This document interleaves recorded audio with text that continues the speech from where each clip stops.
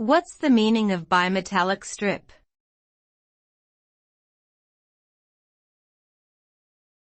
Bimetallic strip.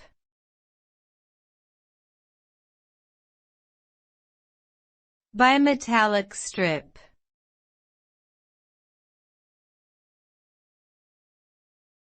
Bimetallic strip.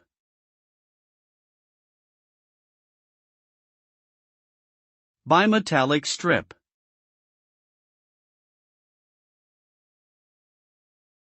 A bimetallic strip is a thin metal strip composed of two different metals with different coefficients of thermal expansion that are bonded together.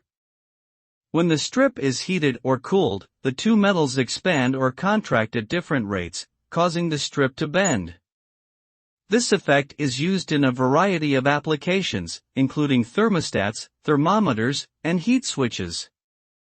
Bimetallic strips are widely used because they are simple, reliable, and accurate, and they can be manufactured easily and inexpensively.